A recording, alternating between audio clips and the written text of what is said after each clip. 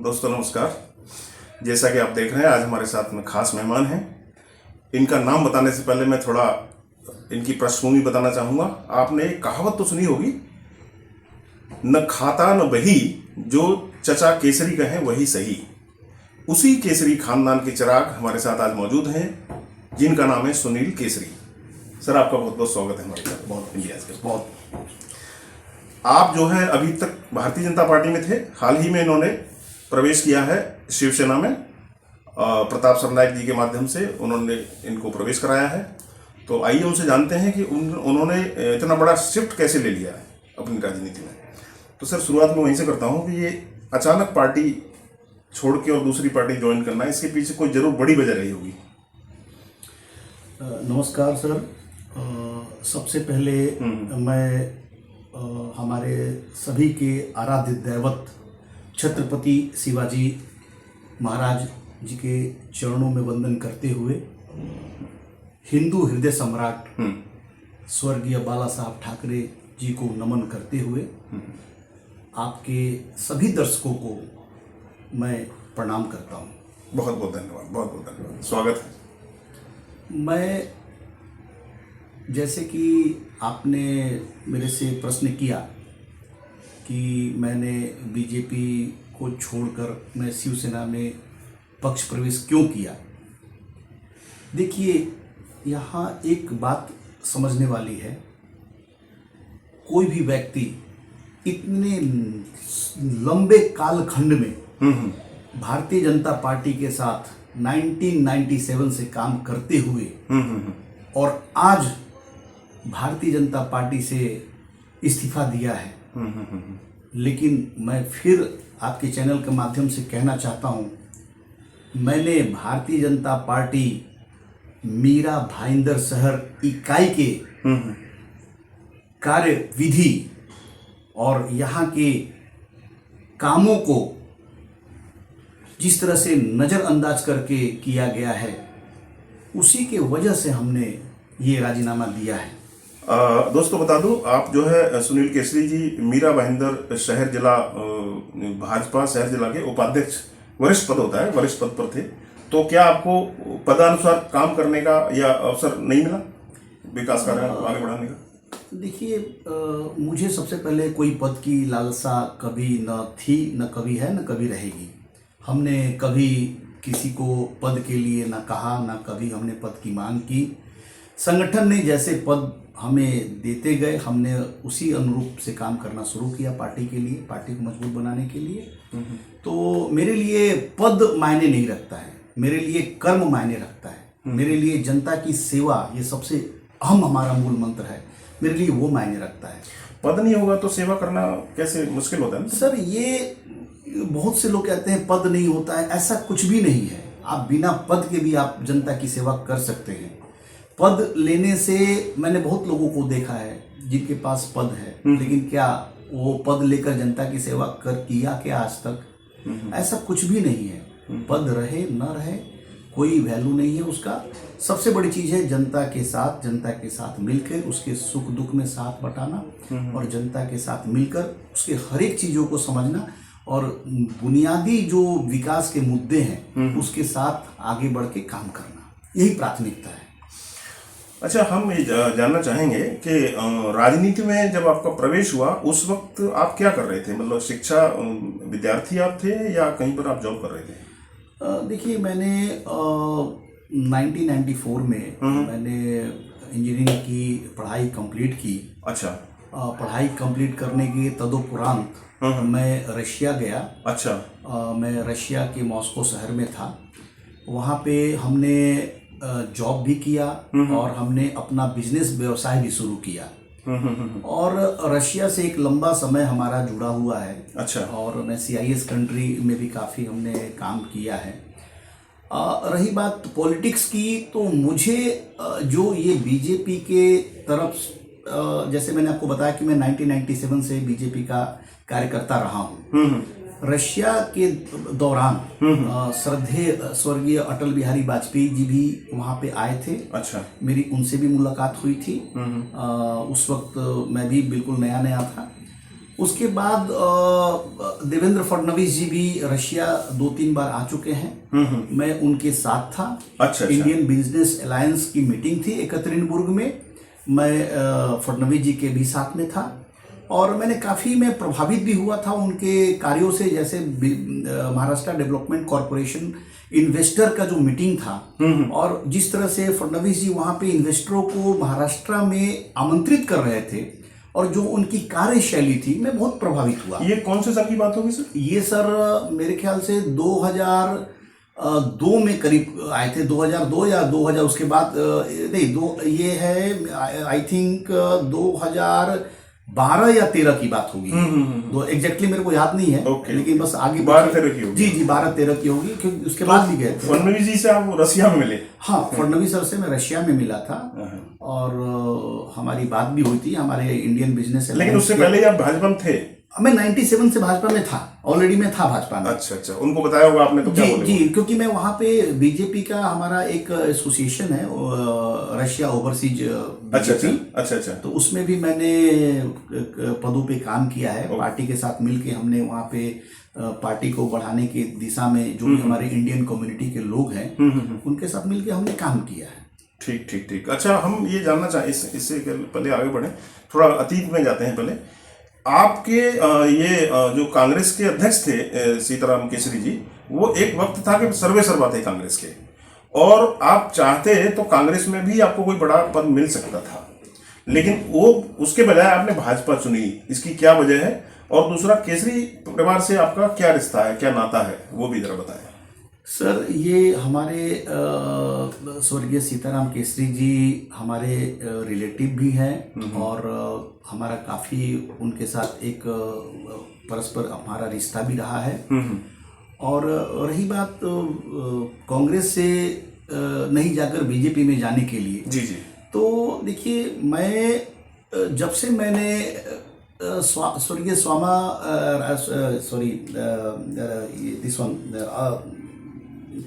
हमारे दीनदयाल उपाध्याय जी की, अच्छा, जब मैंने किताबों को अध्ययन किया, मैंने पढ़ा, तो मैं उनके विचारों से काफ़ी प्रभावित हुआ। मैं जब अटल बिहारी वाजपेयी की कुछ किताबों को मैंने पढ़ा तो मुझे भी बहुत ज़्यादा ऐसा लगा कि जो भारतीय जनता पार्टी है वो देश की सबसे देशभक्त पार्टी है और वो पार्टी देश के लोगों के लिए कल्याणकारी काम कर सकती है और इस पार्टी का भविष्य आने वाले समय में बहुत अच्छा होगा। और उसी के मद्देनज़र हमने भारतीय जनता पार्टी से मेरा एक लगाव हुआ और मैंने पार्टी में पक्ष प्रवेश किया। आप एक बड़े ही संभ्रांत परिवार से आते हैं और हाईली एजुकेटेड आप हैं, जबकि राजनीतिक जो पेशा है वो कम पढ़े लिखे लोगों का है। आज भी जो है काफ़ी कम पढ़े लिखे लोग हैं जो राजनीति में सक्रिय रहते हैं। ऐसे में आप अपने आप को उन लोगों के बीच में काम करते हुए कहाँ पाते हैं? देखिए, राजनीति क्षेत्र में ऐसा नहीं होता है कि कोई पढ़ा लिखा है या कोई बिना पढ़ा लिखा है। राजनीतिक क्षेत्र सिर्फ जनता की सेवा का एक माध्यम है और इसमें पढ़ा लिखा है तो अच्छी बात है। अगर मान लीजिए अगर थोड़ा कम पढ़ा लिखा है तब भी ऐसा कुछ है नहीं, क्योंकि अल्टीमेटली लोगों की जनता की सेवा करनी होती है। तो मैं इसको अहम नहीं देता कि पढ़ा लिखा ही होना चाहिए। नहीं, लेकिन विद्या ज्ञान, जो विद्या है वो ज्ञान की देवी है। विद्या मतलब अगर आपको सम्मान जो मिलता है ना वो ज्ञान से ही मिलता है, विद्या से ही मिलता है। इस बात को तो आप मानते होंगे? देखिए सर, आपने ठीक बोला है, लेकिन मैं थोड़ी सी इसमें आपकी बातों को थोड़ा संशोधित करता हूँ। कभी कभी एक पढ़ा हुआ व्यक्ति भी गलत बात बोल जाता है। हाँ, ये तो हो सकता है। और कभी कभी एक बिना पढ़ा हुआ व्यक्ति भी एक अच्छी बात बोलता है। हाँ। तो ये चीज कहाँ से? संस्कार से। इस संस्कार से। जी सर। इसमें क्या है, विचारों का आदान प्रदान होना चाहिए। मतलब कि मैंने इस चीज़ को महसूस भी किया है, तो इसके लिए मैं इस चीज़ को ज़्यादा महत्व नहीं देता कि कोई पढ़ा लिखा है या नहीं पढ़ा लिखा है। नहीं, ये सवाल मैंने इस संदर्भ में पूछा था कि आपको जब कोई अंडरमाइन करता है तो तकलीफ तो होती होगी ना? सर देखिए, हमने शुरू से ही संघर्षों में जीवन जिया है और हमने आंदोलन भी किए आगे बढ़ने के बराबर मौके नहीं मिलते होंगे, तकलीफ तो होती है। हमने आंदोलन भी किए हैं। आप जमीन से जुड़े हुए नेता हैं। हमने काफ़ी आंदोलन भी किए हैं। हमने इवन आज़ाद मैदान में आंदोलन था, फडणवीस जी ने किया था जब महाविकास अघाड़ी की सरकार थी। उस वक्त भी जेल भरो आंदोलन हुआ था। मैं स्वयं फडणवीस जी के साथ ही था। अच्छा। और मुझे भी अरेस्ट किया गया था, वैन में ले जाकर के मैं मीरा भाईंदर से हम लोग गए थे। तो ये आंदोलन का पार्ट रहता है और हम आंदोलन करने से हम पीछे नहीं हटते हैं। हम जनता के आंदोलन राजनीति ये तो खैर आपके डीएनए में है, खून में है। जी जी जी। तो इसका कितना असर होता है जो है आपको आगे, मतलब जैसे कि आपने अभी दूसरी पक्ष ज्वाइन कर लिया, ठीक है जी। अब आपको पद तो अभी तक कोई दिया नहीं गया है सर, लेकिन लोगों को कैसे अकोमोडेट करेंगे? लोग जो आपके पीछे हैं, जो सर देखिए, उनको कैसे मौका मिलेगा उनको आगे बढ़ने का? मुझे अभी तक जब से मैंने भारतीय जनता पार्टी के प्राथमिक सदस्यता से मैंने राजीनामा दिया है, मेरे पास कम से कम 250-300 लोगों के फोन आ चुके हैं। जी जी। मेरे पास काफ़ी लोगों ने नाराजगी व्यक्त की है, काफ़ी लोगों ने अपने चीज़ों को मेरे को बताया कि केसरी साहब आपने जो डिसीजन लिया बहुत अच्छा डिसीजन लिया, हम भी यही चाहते थे। लेकिन क्या है कि देखिए, सभी लोग स्वतंत्र हैं। मैं किसी को बाध्य नहीं करता हूँ। आप अपना डिसीजन, आपका अपना निर्णय आप स्वतंत्र लीजिए। अच्छा। आपको जैसा उचित लगता है आप लीजिए। हाँ, मैं जिन कार्यकर्ताओं की लड़ाई लड़ रहा था, मैं उस लड़ाई को मैं एक तरह से बोले तो मैं एक जीत के निष्कर्ष पे नहीं लेके आ पाया, क्योंकि संगठन में कार्यकर्ता ही सब कुछ है। ये हमारे अनमोल रत्न है। संगठन अगर बनता है तो इन्हीं कार्यकर्ताओं की वजह से बनता है। मैं आपको एक चीज और कहना चाहता हूं आपके चैनल के माध्यम से कि मीरा भाईंदर भारतीय जनता पार्टी में आज की तारीख में आप किसी भी कार्यकर्ता को पूछ लीजिए, आप मेरी बातों पे विश्वास मत कीजिए, क्या वो खुश है पार्टी से? मीरा भाईंदर भारतीय जनता पार्टी इकाई में जो भी कार्यकर्ता है, पार्टी की कार्य पद्धति, पार्टी की कार्यशैली से क्या वो खुश है? कुछ लोगों को छोड़ करके आप किसी से पूछ लीजिए। नहीं, खैर ये तो आपका ट्रैक चेंज करना ही इस बात का प्रमाण है कि खुश नहीं है। लेकिन क्या ऐसे बिंदु है नाखुशी के, वो हम जानना चाहते हैं। क्या अगर एक दो लाइन में बता पाएं कि क्या वजह है? देखिए, सब काफ़ी चीज़ें हैं। सबसे बड़ी तो चीज़ें हैं जिससे मैं आहत हुआ हूँ, वो कार्यकर्ताओं की उपेक्षा, अनदेखी। ओके। आप एक चीज़ देखिए, मैंने यहाँ पे ये देखा है भारतीय जनता पार्टी मीरा भाईंदर इकाई संगठन में कि यहाँ पे जैसे जो पैसे वाले लोग हैं, अगर मैं स्पष्ट बोलूं तो जो पैसे वाले लोग हैं या फिर जो बड़े लोग हैं जो कि अपने आप को एक अपने आप को स्थान पाते हैं, उनके लिए हमारी संगठन नहीं, मैं तो संगठन की को नहीं कहूंगा, उनके लिए हम क्या करते हैं? अगर उनके ऊपर कोई भी इंक्रोचमेंट का कोई भी इशू आता है तो हम पूरे संगठन का दुरुपयोग करके पुलिस स्टेशन जाते हैं। पुलिस स्टेशन में जाके हम उसका घेराव करते हैं, आंदोलन करते हैं। किस लिए? अतिक्रमण हटाने के लिए एमएमआरडी ने जो नोटिस इशू किया था उसको बचाने के लिए। बिल्कुल ठीक है, अच्छी बात है।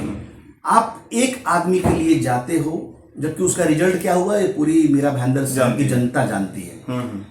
अगर उसी सिमिलरली अगर मैं बात करूं तो एक छोटा कार्यकर्ता अगर उसके ऊपर कोई दुख, परेशानी या समस्या आती है, उसका फोन उठाने वाला कोई नहीं है, उससे बात करने वाला कोई नहीं है। अरे बात करना तो छोड़ो, उसका चेहरा देखने वाला भी कोई नहीं है। आप बताइए उस कार्यकर्ता के ऊपर क्या गुजरेगी? वो जो भारतीय जनता पार्टी का कार्यकर्ता अपना परिवार छोड़कर, अपना बिजनेस छोड़कर पार्टी का झंडा उठाकर रात दिन वो खड़ा रहता है, आपके हर एक आंदोलन में आता है। आप बाइक रैली हो या आपका कोई आंदोलन हो या आपका कोई फंक्शन हो या आपकी कोई भी पार्टी का कोई भी ऑफिशियल फंक्शन हो, सब में आता है वो कभी आपसे आस नहीं लगाता। लेकिन जब दुख की घड़ी आती है तो उसको कोई पूछने वाला नहीं रहता है। तो ये सब चीजों को मेरे पास काफी लोगों के फोन आए। मैं पिछले कई सालों से मैं इस चीज को महसूस कर रहा था। लेकिन कहते हैं ना कि कुछ कोशिश करनी चाहिए, प्रयास करनी चाहिए। अब प्रयास में मुझे सफलता नहीं मिली, तो फिर मैं एक जिम्मेदार पद पे रह के मैं उस चीज को जस्टिफाई नहीं कर पा रहा था। सेवा की भावना को तो बाला साहेब ठाकरे ने स्थापित किया है राजनीति में, और शिवसेना इसका सबसे बड़ा उदाहरण है। उनका जो उन्होंने जो सेवा की भावना को किया है स्थापित, तो कोई नहीं।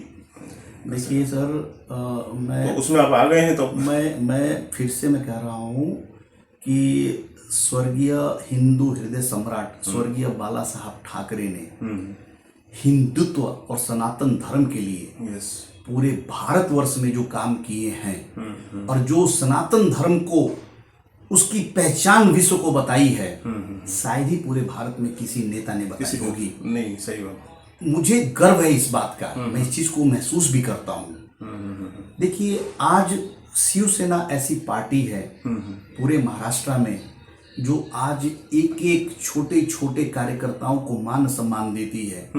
लोगों के समस्याओं के लिए, लोगों के कोई भी विकास का मुद्दा हो, कोई भी असुविधा हो, कोई भी विकास का कार्य रुका हो, हर एक शिव सैनिक सामने आकर के उसका समस्या का हल करता है।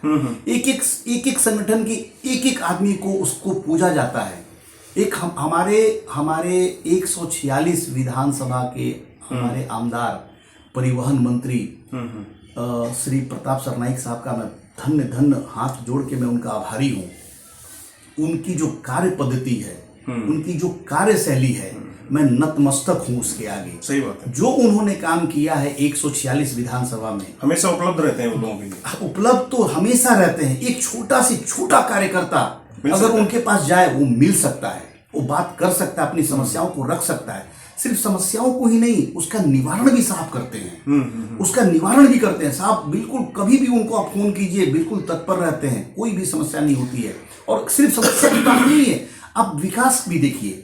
आप 146 विधानसभा में जो प्रताप सरनाईक साहब ने जो विकास की गंगा बहाई है, इतने हॉस्पिटल्स बनाए, स्विमिंग पूल बनाए, लता मंगेशकर नाट्य गृह बनाए, मेट्रो फ्लाईओवर जो अभी रिसेंटली जो आया है मीरा भाईंदर में, मेट्रो का, इसके अलावा और भी गार्डन्स है, इसके अलावा इतने हैं, सारे सुविधा जो इन्होंने दिया है। मतलब आप अगर कंपेयर करेंगे 145 विधानसभा से, तो आपको वो नजर नहीं आएगा। आखिर क्या कारण है कि 4 टर्म से हमारे आमदार परिवहन मंत्री श्री प्रताप सरनाईक साहब जीतते आ रहे हैं। जनता का विश्वास, अटूट विश्वास है उनके ऊपर। एक एक शिव सैनिक आज पूरे मीरा भाईंदर शहर में डोर टू डोर जाके काम कर रहा है, जनता के हितों के लिए, जनता के विकास के लिए, बेसिक बुनियादी मुद्दों के लिए वो काम कर रहा है। अच्छा, मोस्टली माना जाता है जब कोई नेता दल बदल करता है कि अच्छा इसको यहाँ से टिकट नहीं मिल रहा होगा इसलिए वो दूसरी जगह चला गया, तो ऐसा आपके मामले में क्या इस बात को कह सकते हैं? सर, मैं आपके चैनल के माध्यम से बिल्कुल स्पष्ट कर देना चाहता हूँ, मैं भारतीय जनता पार्टी में था तब भी मैंने कोई टिकट की लालसा नहीं रखी। ओके। न किसी पद की लालसा रखी। आप आमदार साहब से पूछ सकते हैं, आमदार साहब आपको बता देंगे। जब मैं भारतीय जनता पार्टी मीरा भाईंदर इकाई में काम करना शुरू किया, उस वक्त रवि व्यास जी जिलाध्यक्ष थे। आप उनको भी पूछ लीजिए। ओके। मैंने उनसे भी कभी पद की कोई मांग नहीं की। उन्होंने मुझे पद दिया, ठीक है, उनका वो विशेषाधिकार है। उन्होंने मेरे कार्य की शैली, कार्य प्रणाली को देखते हुए उन्होंने मुझे पद दिया होगा। राइट। उसके बाद जब दूसरी बार जब किशोर शर्मा जी जिलाध्यक्ष थे, उन्होंने भी मुझे जिला उपाध्यक्ष बनाया। तो मैंने कभी भी किसी को पद के लिए या टिकट के लिए न मेरी लालसा रही है, न रहेगी, न कभी मैं करूंगा। पार्टी जो तय करेगी, मैं पार्टी के साथ तन मन से खड़ा हूँ, अटूट होकर खड़ा हूँ। लेकिन अब जब कि आप इधर आ गए हैं शिवसेना में, तो आपका क्या ये रहेगा, ज्यूरिडिक्शन क्या रहेगा और किन किन क्षेत्रों में रहेगा, और क्या कैसे आप आगे बढ़ाएंगे पार्टी को और लोगों की भी समस्याओं? सर देखिए, मीरा भाईंदर में बिल्कुल मैं निष्पक्षता के साथ कहना चाहता हूँ कि यहाँ पे भारतीय जनता पार्टी की पिछले बॉडी में सरकार थी। यहाँ के करीब 61 नगर सेवक चुन के भी आए थे, इसमें दो राय नहीं है। लेकिन सर मैं फिर से कहना चाहता हूँ कि ये जो नगर सेवक चुन के आए हैं, ये मीरा भाईंदर इकाई के नेता की वजह से चुन के नहीं आए हैं, उनके कार्यों की वजह से चुन के नहीं आए हैं। ये सिर्फ और सिर्फ हमारे प्रधानमंत्री श्री नरेंद्र मोदी जी महंत योगी आदित्यनाथ जी उनके चेहरे पे ही जीत के आए हैं। लेकिन मैं फिर से कहता हूँ कि अगर आप शहर का विकास नहीं करोगे, लोगों के काम नहीं करोगे, तो जिस प्रकार 2019 में इतने नगर सेवक होते हुए, पूरी टीम होते हुए आपको चुनाव का परिणाम आपने देखा, उसी प्रकार आने वाले बॉडी में यही परिणाम आपको देखने को मिलेगा। उसका मुख्य कारण यह है कि जितने भी नगर सेवक हैं, आप किसी भी वार्ड में चले जाइए, आप वार्ड की जनता से पूछिए, किसी को जनता की नहीं पड़ी है। जनता की मूलभूत समस्याओं के बारे में किसी को नहीं पड़ी है। एक दो नगर सेवक की बात मैं नहीं करूंगा, क्योंकि मैं आगे से उनको कहता हूं कि वो बहुत ही अच्छा काम कर रहे हैं। नेताओं पर वैसे भी ये तो आरोप लगता ही है कि जीतने के बाद में वो क्षेत्र को भूल ही जाते हैं। तो ये जनता से कटाव क्यों हो जाता है नेता लोगों का? अहंकार है या क्या? और सर देखिए, बड़े बड़े नेता हैं, मैं एक छोटा सा कार्यकर्ता हूँ। जब चुनाव आता है उससे कुछ दिन, साल 6 महीने पहले ही निकलते हैं बाहर। सर वही बात है कि चुनाव आते वक्त ही वो निकलते हैं, पोस्टर बैनर दिखाते हैं, लोगों को बताते हैं, पैसा खर्च करते हैं। देखिए, मैं फिर से कहता हूँ कि जो सालों भर जनता के बीच में रहता है, जो जनप्रतिनिधि जनता के घरों में जाके जनता के साथ संवाद करके उसके समस्याओं को हल करता है, जनता के सुख दुख में खड़ा रहता है, जनता उसी को याद करती है। न कि चुनाव के समय में आप आइए और आप पूरा पोस्टरबाजी, बैनरबाजी कीजिए और आप अपने आप को पैसा खर्चा करके दिखाइए तो जनता आपको वोट दे देगी। यहाँ की मीरा भाईंदर की, आपके चैनल के माध्यम से मैं मीरा भाईंदर की जनता को मैं चरण स्पर्श करता हूँ, क्योंकि यही जनता, मीरा भाईंदर की जनता, पूरे भारतवर्ष में कहता हूँ मैं, ये जनता इतनी समझदार है और ये मीरा भाईंदर शहर की जनता इतनी बुद्धिमान है, ये देवतुल्य जनता है जिसको मालूम है कि हमें सही समय पे सही निर्णय क्या लेना है। और जनता ने इसका उदाहरण भी दिया था 2019 में। और ये तो एक छोटा सा निकाय का चुनाव है। निकाय के चुनाव में भी जनता जानती है, क्योंकि मैं हर एक मंडलों में जा चुका हूँ, मैं सभी मंडलों में जाके मैं सर्वे भी कर चुका हूँ। अच्छा। जनता जो एग्जिस्टिंग नगर सेवक हैं भारतीय जनता पार्टी के, उनसे काफी नाराज है और जनता भी चुनाव का इंतजार कर रही है। अब आने वाले समय में देखेंगे क्या होता है। अच्छा, ये जो गणपति उत्सव हुए, नवरात्रि उत्सव हुए, दिवाली हुए, होली हुए, इन सब का एक तरह से व्यवसायीकरण और राजनीतिकरण हो गया है। मतलब लोग राजनीति के लिए इनको ऐसे प्रचार माध्यम के तौर पर इस्तेमाल किया जाता है।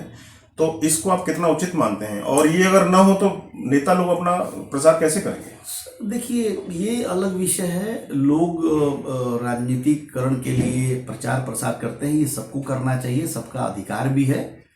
अब मैं यही चीज़ों को कहता हूँ कि सबसे ज़्यादा इसमें जो महत्व वाली बात है कि आप जनता के हृदय में, जनता के दिलों में आप कितना जगह बना पाते हैं, ये सबसे बड़ी बात है। बाकी प्रचार वगैरह ये सब चलता रहता है, ये सारी पार्टियां करती हैं, हम लोग भी करते हैं, तो हमें इसका कोई ज़्यादा इसके ऊपर कोई जनता से जुड़ने का और क्या क्या माध्यम बेस्ट होता है? देखिए, सबसे पहले तो आपने बहुत अच्छा प्रश्न किया है।